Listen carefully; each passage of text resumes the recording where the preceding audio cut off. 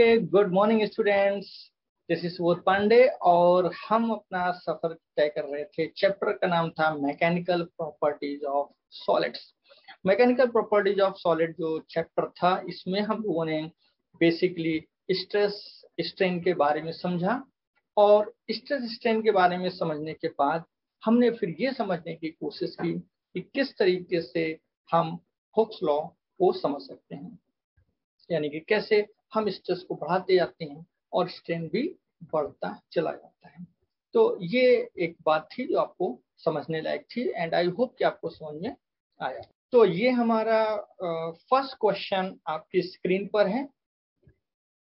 क्योंकि हम लोग काफी कुछ पढ़ चुके हैं और उसी पढ़े हुए जो चीजें हैं, जो फार्मूलेज हैं, उनकी हम लोग को अब प्रैक्टिस करनी है और समझना है कि कैसे हम बड़े आराम से, अगर थ्योरी कंप्लीट कर चुके हैं तो हम फिर बड़े ही आराम से हम न्यूमेरिकल्स भी सॉल्व कर सकते हैं। ठीक है, जैसे कि पहला क्वेश्चन आपकी स्क्रीन पर देखिए। ये है क्वेश्चन। क्या कह रहा है क्वेश्चन? ये कह रहा है कि one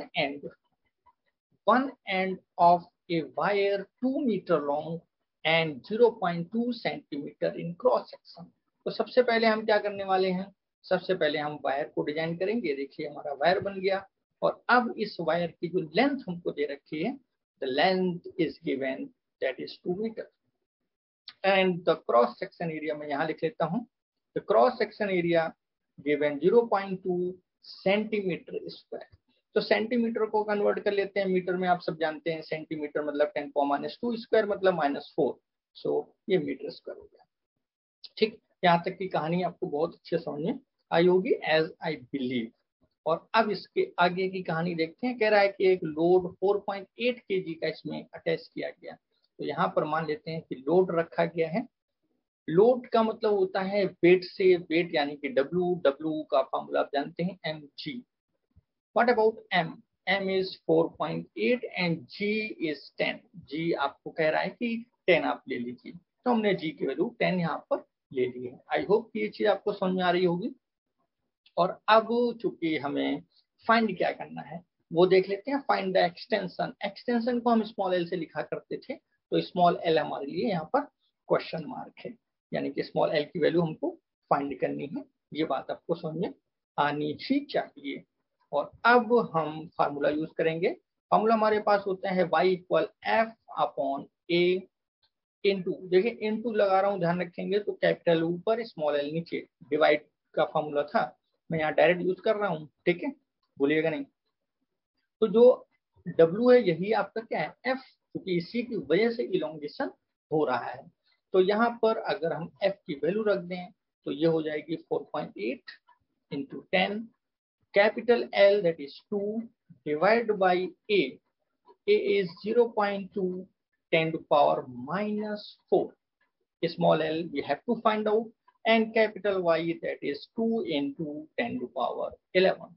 तो यहाँ से हम बड़े आराम से स्मॉल l की वैल्यू फाइंड आउट कर। तो यहाँ से स्मॉल l हमारे पास आ रहा है 4.8 into 10 into 2 and divide by 0.2 into 10 to power -4 into 2 into 10 to power 11। ठीक, अब सिंपल मैथ्स है, उसको सॉल्व करते हैं। डेसिमल से देखिए डेसिमल हट गया, ये हो गया 24। ये देखिए 2 से ये 2 कैंसिल आउट हो गया और ये 10 टू पावर -4 और +11। तो 10 टू पावर अगर -4 और +11 है तो ये हमारे पास बचा 7, 10 टू पावर 7। और 10 टू पावर 7 अगर ऊपर जाता है तो ये हो जाता है 10 टू पावर 8। तो 10 टू पावर 8 ये हो गया। इसको हम चाहें तो 2.4 इंटू 10 टू पावर क्या लिख सकते हैं? 10 टू पावर 7 ऊपर जाता है तो -7 होता है। थोड़ा सा ध्यान देंगे यहाँ पर। ये जो पावर है ये इसको सही कर लेते हैं, क्योंकि ये पावर नीचे पॉजिटिव थी। 10 पावर -4 और 10 पावर +11, तो ये हो गया 10 पावर 7 वो भी प्लस का। तो 10 पावर 7 प्लस का जब ऊपर गया तो 10 पावर -7 हो गया और +1 और मिला तो -6 हो गया। ठीक, तो 2.4 लिखने के लिए 10 से डिवाइड करना पड़ेगा, तो 10 से मल्टीप्लाई भी करना पड़ेगा। तो ये 10 पावर -5 मीटर ये हमारा इलोंगेशन आ जाता है। तो इस तरीके से हम लोगों ने सीखा समझा कि कैसे हम बेसिक फॉर्मूले को यूज करके हम बड़े ही आराम से किसी भी क्वेश्चन को सॉल्व कर सकते हैं। आई होप कि आपको ये समझ में आया होगा।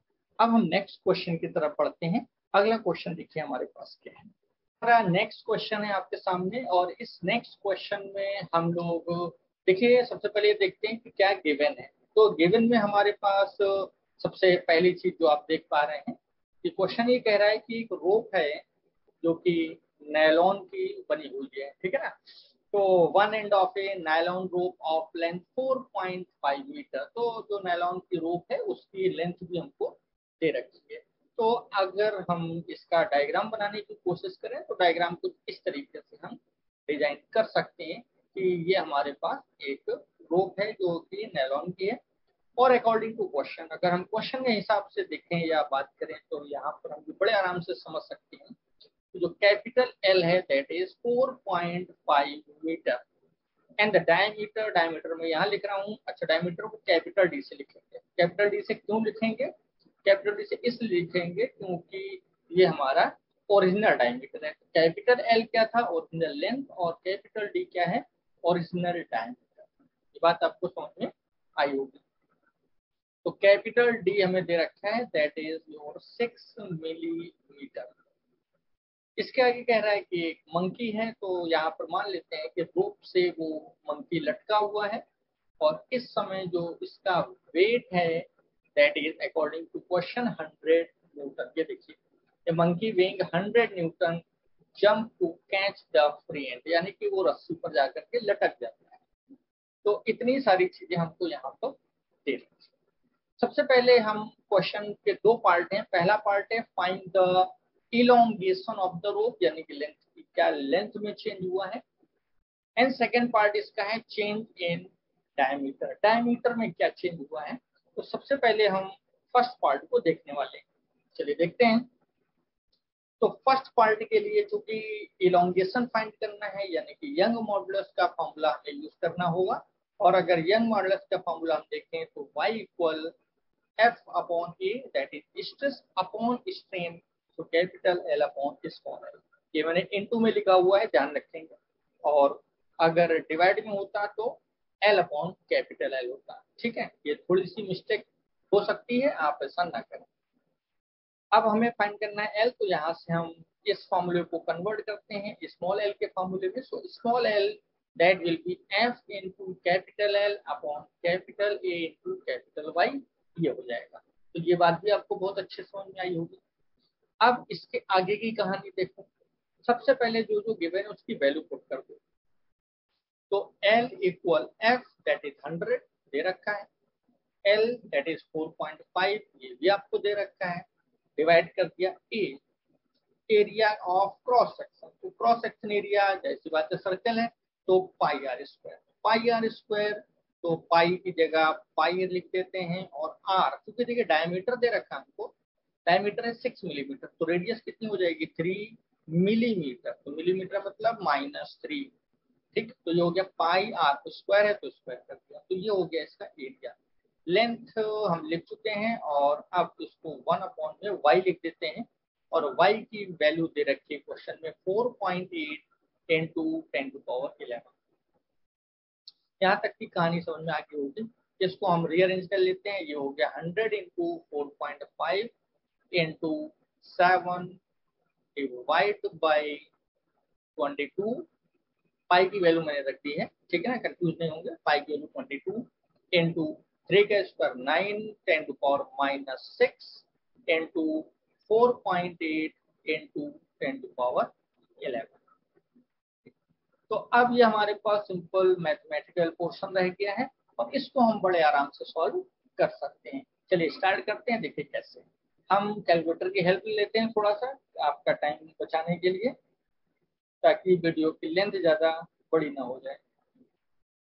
तो सबसे पहले हम मल्टीप्लाई करेंगे 4.5 का 7 में, तो 4.5 into 7 that is 31.5। And now we will divide by 22। तो जब हम 22 से डिवाइड करेंगे तो ये आ रहा है 1.43।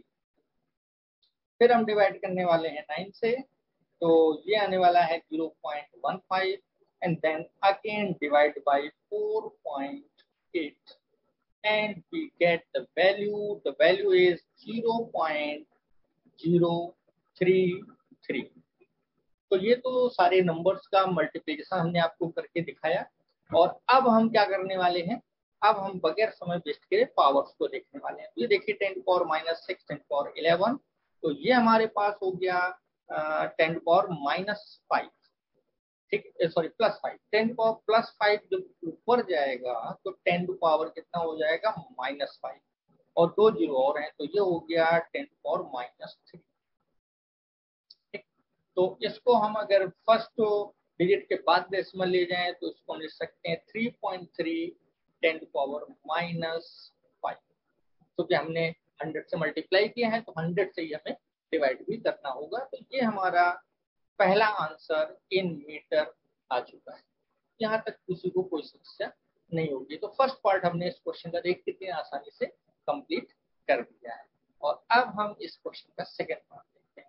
सेकंड पार्ट क्या कह रहा है, सेकंड पार्ट के लिए सबसे पहले हम इसको रफ कर देते हैं, ठीक है, ये देखिए। और अब देखते हैं सेकंड पार्ट। सेकंड पार्ट में हमें निकालना है change in diameter. Change in diameter निकालने का सिर्फ एक ही कॉन्सेप्ट है, that is Poisson ratio. Poisson ratio का फॉर्मूला अगर आपको याद है तो बहुत अच्छी बात है, small D upon capital D divide by small L upon capital L. ये तो बताया था। हमें फाइंड क्या करना है, small D, change in the diameter. हमें डायमीटर में चेंज फाइंड करना है। तो अगर डायमीटर में चेंज फाइंड करना है तो चलिए हम इसको कैसे लिख सकते हैं, हम इसको लिख सकते हैं D upon capital D into capital L upon small L. यहाँ तक कोई समस्या नहीं होगी। अब चूंकि हमें यहाँ स्मॉल डी की वैल्यू फाइंड करनी है तो हम इस फॉर्मूले को रीअरेंज करने वाले हैं। तो स्मॉल डी इक्वल आ जाएगा sigma into capital D into small L and that divide by capital L. Value रख लीजिए फटाफट। तो small D equal sigma that is given 0.2 आपको दे रखा है पॉइजन रेशियो। कैपिटल डी भी आपको दे रखा है दैट इज 6 मिलीमीटर, तो -3 क्योंकि मिलीमीटर में है। स्मॉल एल आपने फाइंड किया है, अभी भी 3.3 10⁻⁻5 ये आपका आया हुआ है। और कैपिटल एल दैट इज 4.5 ये आपका दिया हुआ है। यहाँ पर भी कैलकुलेशन फटाफट कर लेते हैं। जितने भी डिजिट्स हैं उन सभी डिजिट्स को हम सॉल्व करने वाले हैं और उसके बाद हम जो पावर्स रह जाती हैं उनको भी हम सॉल्व करेंगे। तो सबसे पहले जैसा आप देख पा रहे हैं 0.2 और 0.2 को हम मल्टीप्लाई करते हैं 6 में। तो जैसे हम 0.2 को 6 में मल्टीप्लाई करते हैं तो ये आता है 1.2। अब 1.2 को फिर से मल्टीप्लाई हम करने वाले हैं 3.3 में, तो ये आ रहा है 3.96 एंड नाउ डिवाइड बाय 4.5। और जैसे हमने डिवाइड किया तो फाइनल आंसर हमारे पास आया 0.88। आई होप समझ में आया होगा। अब हमें क्या करना है, पावर्स को सॉल्व करना है। तो पावर देख लीजिए, ये -3 है और ये -5 है, तो आपका आंसर 10⁻⁻8 होगा। इसमें कोई शक वाली बात रही नहीं। अब अगर 1 डिजिट के बाद डेसिमल ले जाना है तो हमें क्या करना होगा, 10 से मल्टीप्लाई करना होगा, यानी कि 10 से डिवाइड भी करना होगा। तो इसको हम लिख सकते हैं 8.8 into 10⁻⁻9। जब आपने 10 से डिवाइड किया ऊपर गया तो -9 हो गया, ये आंसर मीटर में है। और इसको हम रीअरेंज करके 8.8 into 10⁻⁻6 मिलीमीटर ये भी लिख सकते हैं। तो आपने देखा कितनी आसानी से हम किसी भी क्वेश्चन को सॉल्व कर सकते हैं। I hope and I believe कि क्वेश्चन भी आपको बहुत अच्छे समझ में आ गया होगा। पढ़ने और समझने के लिए हमें कुछ डायग्राम्स, कुछ सिंबल्स की प्रॉपर नॉलेज का होना बहुत जरूरी है। जैसे कि अगर हम इस क्वेश्चन को देखें, यहाँ पर जो ये क्वेश्चन आपको दिखाया गया है, ठीक है, आपके सामने स्क्रीन में, इस क्वेश्चन में क्या क्या गिवन है। चलिए स्टार्ट करते हैं। देखिए सबसे पहले ये दे रखा है कि 2 blocks of masses 1 kg and 2 kg are connected by a metal wire over a smooth pulley, ठीक, एज shown in figure। तो फिगर नहीं शो हुआ है तो फिगर को हम ड्रॉ कर देते हैं आपके लिए फटाफट जल्दी से, ताकि आपको दिक्कत ही ना रह जाए। तो ये रही हमारी स्मूथ पुली और इस पर ये रहे हमारे वायर्स, ये एक वायर आ रहा है और यहाँ से हम इसको दूसरा वायर इस तरीके से मान लेते हैं। बहुत सुंदर बात है। अब चूंकि दो मासेस, दो ब्लॉक्स लगे हुए हैं, तो हम पहला ब्लॉक इस तरीके से मान रहे हैं और दूसरा ब्लॉक इस तरीके से मान लेते हैं। तो ये देखिए डायग्राम बन गया। अब जो हल्का वाला है वो 1 kg इधर मान लेते हैं, ये हमारा 1 kg है, और ये जो हैवी मास है ये 2 kg का, ये इसको मान लेते हैं, दैट इज पुली। ठीक। नाउ द क्वेश्चन क्या कह रहा है? The breaking stress of the metal is this one, यानी कि हमें यहाँ पर स्ट्रेस दे रखा है। तो अगर स्ट्रेस दे रखा है तो स्ट्रेस का फॉर्मूला हमको पता है, stress and that is equal nothing but force upon area. ये फोर्स अपॉन एरिया होता है, क्योंकि ब्रेकिंग स्ट्रेस की बात हो रही है तो वही यंग मॉडुलस, टेंसाइल स्ट्रेस, जो भी आप कहना चाहें, बात उसी की है। तो stress equal force upon area, इस फॉर्मूले को हमने यहाँ पर यूज करने वाले हैं। आगे देखिए क्या दे रखा है या क्या पूछा गया है। तो क्वेश्चन पूछा गया what should be the minimum radius of the wire, यानी कि मिनिमम कितनी रेडियस रखें if it is not to break, कि अगर ये ब्रेक ना हो। ठीक। तो आखिर पहली बात हमारे माइंड में आनी चाहिए कि ये ब्रेक होगा क्यों, ऐसा क्या होगा जिसकी वजह से ये ब्रेक हो जाएगा। ठीक। तो जाहिर सी बात है कि एक तरफ आपने 1 kg लगा रखा है, एक तरफ आपने 2 kg लगा रखा है, और ये दोनों नीचे की तरफ अगर हम ऐसा माने कि जो पुली है वो रोटेट नहीं हो रही, घूम नहीं रही है, ठीक है, तो दोनों ही जो मासेस हैं, दोनों जो ब्लॉक हैं, वो अपने आप नीचे की तरफ क्या कर रहे होंगे, खींच रहे होंगे। तो अगर नीचे की तरफ ये खींचेंगे तो इसका जो वेट है वो इस तरीके से आप यहाँ पर कह सकते हैं कि mg, यानी कि 2g वेट नीचे लगेगा, और यहाँ पर 1 kg है तो ये 1g, ये वेट से नीचे की तरफ क्या करेंगे, जब ये नीचे की तरफ खींच रहे होंगे तो उस समय जाहिर सी बात है कि ये जो मेटल है इसमें, चूंकि ये है तो डोरी स्ट्रिंग, चाहे वो मेटल की हो या किसी भी चीज को, तो इसमें टेंशन आया होगा कुछ इस तरीके से। ठीक। अब एक नेचुरल सी बात है भाई, जो हैवी है वो नीचे की तरफ जाएगा, तो यहाँ पर मोशन की जो पॉसिबिलिटी है वो इस तरीके से है कि जो मोशन है that is in the downward direction. ठीक है, जो 2 kg है वो नीचे की तरफ जा रहा है, और अगर इसके मोशन की बात करें तो इसका मोशन कहीं ना कहीं अपवर्ड होगा। अब यहाँ पर कॉन्सेप्ट अभी तक जितना हम लोग पढ़ रहे हैं ये पूरा का पूरा मैकेनिक्स का कॉन्सेप्ट है। अब इसी मैकेनिक्स के कॉन्सेप्ट को देखिए कैसे हम इलास्टिसिटी में कन्वर्ट कर सकते हैं। अगर हम कहें कि ये वायर ब्रेक हो रहा है, तो वायर ब्रेक होने की वजह क्या है, वो है उसका टेंशन। वायर ब्रेक होने की वजह क्या है, उसका टेंशन, क्योंकि टेंशन ही स्ट्रेस डेवलप कर रहा है स्ट्रिंग में। तो सबसे पहले हमें इसका टेंशन फाइंड करना होगा। तो टेंशन को कैसे फाइंड करें, चलिए देखते हैं। तो सबसे पहले हम क्या करने वाले हैं कि इक्वेशन बनाने वाले हैं, किसके लिए, ये जो सिस्टम आपको दे रखा है इस सिस्टम के लिए हम इक्वेशन बनाने वाले हैं। तो अगर इसके लिए हम इक्वेशन बनाएं तो आप ये कह सकते हैं कि 2g, ये जो फोर्स है, जो वेट है वो हैवी है, और जो टेंशन है वो लाइटर है।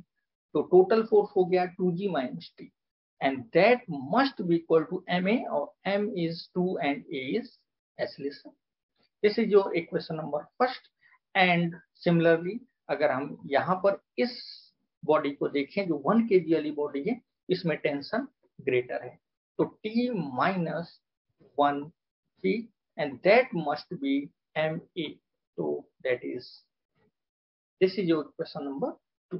तो यहाँ पर हमने देखा कि किस तरीके से 2 kg नीचे की तरफ जा रहा है, क्योंकि 2 kg नीचे की तरफ जा रहा है तो 2g जो वेट है वो हैवी होगा, और जो टेंशन है वो कम होगा। तो रिजल्टेंट फोर्स हो जाएगा 2g माइनस टी, और जबकि दूसरी तरफ हमने देखा कि जो 1 kg वाली बॉडी वो ऊपर की तरफ जा रही है तो टेंशन इसमें ज्यादा है, तो T माइनस 1g, और ये रिजल्टेंट फोर्स होगा। और according to Newton second law F equal होता है m इंटू ए के। तो इस तरीके से हमने यहाँ पर इक्वेशंस बना रखी है। अब हम चाहते हैं कि इन इक्वेशन से हम T फाइंड आउट कर लें। तो सबसे पहले हम यहाँ से T अगर फाइंड आउट करना चाहते हैं तो हम इक्वेशन 2 में 2 का मल्टीप्लाई करते हैं, और जैसे ही मल्टीप्लाई करेंगे तो फर्स्ट इक्वेशन में कोई चेंज नहीं, वो एज इट इज रहेगी। लेकिन जो सेकंड इक्वेशन है that will B 2 times of T minus 2 times of G, that is 2 times of T। अब अगर हम इसको माइनस कर दें तो ये माइनस हो जाएगा, ये प्लस हो जाएगा और ये माइनस हो जाएगा। तो इस तरीके से ये आपका कैंसिल आउट हो गया। इसको आप लिख सकते हैं 2g plus 2g that is 4g and minus 3t that must be 0। So capital T is equal to 4/3g। तो ये हमने टेंशन की वैल्यू यहाँ पर फाइंड आउट कर ली। अब ये जो टेंशन है, ठीक है ना, यही टेंशन हमारा यहाँ पर इलास्टिसिटी चैप्टर में स्ट्रेस का रोल प्ले करने वाला है। तो हम पहले इसको रफ कर देते हैं और अब चलते हैं इलास्टिसिटी जो चैप्टर है उसकी तरफ। तो यहाँ पर जो फोर्स आया है, यानी कि जो टेंशन है, वही हमारा स्ट्रेस का काम कर रहा है। तो अब हम बगैर किसी दिक्कत के ये जो F लिखा हुआ है, ठीक है ना, ये जो फोर्स है दैट इज द टेंशन, यही टेंशन का फोर्स होगा। और जो आपका कैपिटल ए है ये as usual pi are square, क्योंकि जैसे ही हम टेंशन मैक्सिमम टेंशन अप्लाई कर देते हैं, क्योंकि ये क्या कह रहा है, ब्रेकिंग स्ट्रेस। ब्रेकिंग स्ट्रेस का मतलब टेंशन भी क्या होना चाहिए, मैक्सिमम, क्योंकि पाई और आर स्क्वायर चेंजेस नहीं हो सकता। यहाँ पर आप देखिए ये पाई है, पाई की वैल्यू 22/7 होता है, आर तो भाई चेंज होने से तो वही है। बचा क्या, टेंशन। तो टेंशन जब मैक्सिमम होगा तब स्ट्रेस भी मैक्सिमम होगा। और टेंशन आया कितना है, टेंशन है 4/3g, ये तो निकाला। तो इसी को हम फोर्स यानी कि टेंसाइल फोर्स के तरीके यूज करने वाले हैं। तो हम यहाँ पे ले सकते हैं 4/3 and g, the value of g is given 10 and now that is divided by pi, that is 22/7 into r square। r तो हमें फाइंड करना है, और स्ट्रेस जो है उसकी वैल्यू हमें दे रखी है 2 into 10⁹। तो इस तरीके से आपने देखा कितनी आसानी से हमने इन चीजों को एक दूसरे के साथ लिंक कर लिया, कैसे मैकेनिक्स लिंक हो गई हमारी इलास्टिसिटी से। ठीक है, अब हमें सिंपल इसको सॉल्व करना है, तो चलिए सॉल्व करने की कोशिश करते हैं। तो R square that will be equal, ये हो जाएगा 4/3 इंटू 10 इंटू 7/22 इंटू 1/2 इंटू 10⁹। अब हम क्या करने वाले हैं, ये आपका 7 लिखा हुआ है, तो मल्टीप्लाई और डिवाइड। तो मल्टीप्लाई और डिवाइड का नंबर है तो फिर से हम कैलकुलेटर यूज करेंगे फटाफट जल्दी से, ताकि टाइम का वेस्टेज बिल्कुल भी ना हो। और हम मल्टीप्लाई करने वाले हैं 4 इंटू 7 दैट इज 28 एंड 28 का डिवाइड हम करेंगे इसमें, 28 का डिवाइड होगा 3 में, तो ये आ जाएगा 9.3, then again divided by 22, then it is 0.42 and again divided by 2 and that is 0.21। तो ये आ गया 0, तो 10⁻8 ऊपर जाके 10 कितना हो जाएगा, 10⁻−8 हो जाएगा। तो ये बात आपको यहाँ तक बहुत अच्छे समझ में आई। अब हमें चूंकि आर स्क्वायर की वैल्यू पता है और फाइंड क्या करना है आर, तो चलिए आर की वैल्यू अगर हम फाइंड करें तो यहाँ पर लग जाएगा अंडर रूट 0.21 और ये 10⁻⁻4 बाहर आ जाएगा। तो अगर हम आपसे कहें कि अंडर रूट 0.21 फाइंड आउट करिए, तो अंडर रूट 0.21 अगर हम फाइंड आउट करें तो ये आ जाता है हमारे पास 0.45, या हम 46 राउंड ऑफ करके लिख देते हैं 10⁻⁻4 मीटर। तो that is your final answer. तो आपने देखा कि कैसे हमने दो चैप्टर्स को एक साथ लिंक कर दिया, मैकेनिक्स और इलास्टिसिटी दोनों को एक साथ हमने यहाँ पर लिंक किया हुआ है। तो आई होप कि आपको बेसिक कॉन्सेप्ट समझ में आया होगा कि ब्रेकिंग स्ट्रेस जब वर्ड यूज किया गया, तो ब्रेकिंग स्ट्रेस तब होगा जब जो वायर है उसमें टेंशन मैक्सिमम होगा। टेंशन मैक्सिमम करने के लिए जाहिर सी बात है कि हम मान लेंगे कि एसिलेशन भी उस समय मिनिमम होगा, ठीक है, तभी वो दोनों जो बॉडीज हैं वो एक दूसरे के अपोजिट खींच रही होंगी। तो इसलिए हमने एसिलेशन को इस इक्वेशन से नेग्लेक्ट किया और टेंशन को फाइंड आउट किया। I hope and I believe कि ये छोटे छोटे से कॉन्सेप्ट आप हमारे साथ इसी तरीके से सीखते रहेंगे और हम आपसे अगले क्वेश्चन